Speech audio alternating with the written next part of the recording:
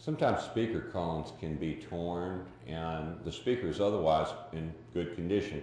These minor problems can be repaired with just some simple white Elmer style glue in a paper towel. And I'm going to demonstrate that here.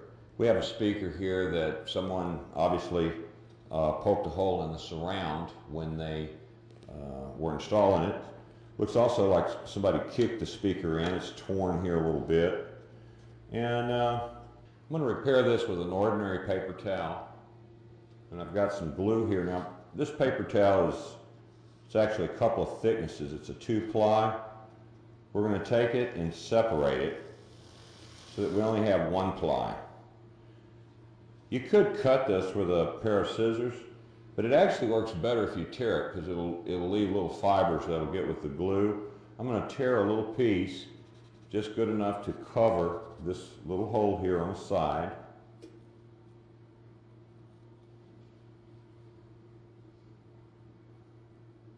Actually, you're going to want it a little bit bigger than the hole so that it'll cover the hole.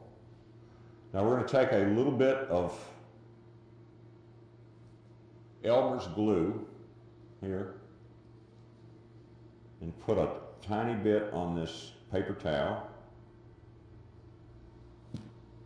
Actually, we're using a generous amount. You can see where the glue is causing the fibers to stretch out on the edges here. We're going to take this and apply it to the speaker hole here.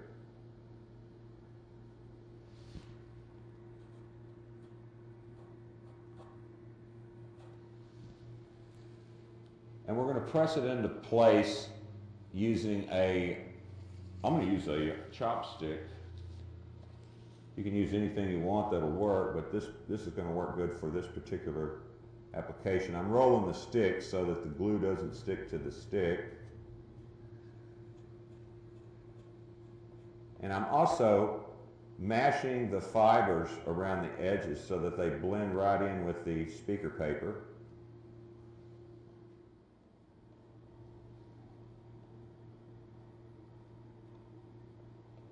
Perfect. Now we're going to need to do the other section here. And let me tear a piece that will work.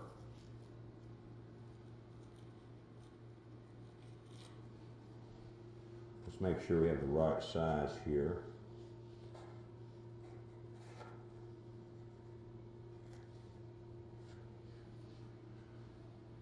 We're going to put some glue on the paper just like we did before.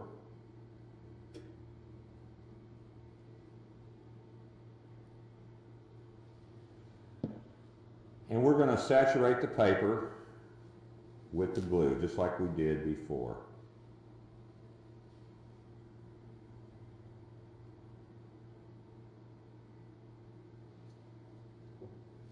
Now we will apply this to the speaker cone.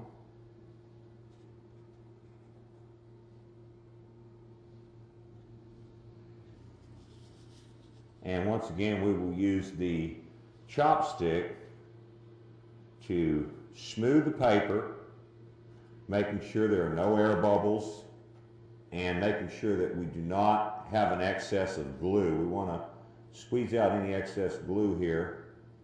In fact, I'm rolling this out like we did the other.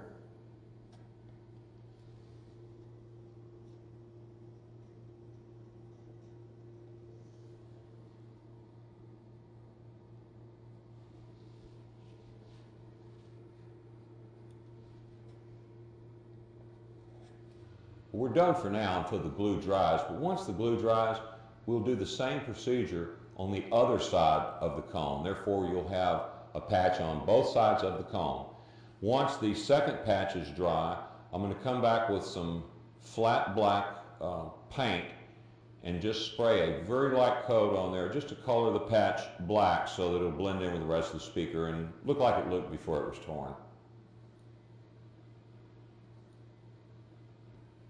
Looks like it's dried now, and I've got my paint all shook up and ready here. We're going to start off by spraying this little one.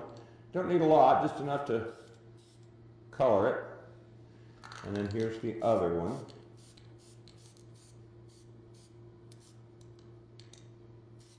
Okay, that should do it. There we go. You can see it's still a little shiny because the paint is still wet. But once this flat black paint dries, it'll blend in with the speaker cone and look really nice.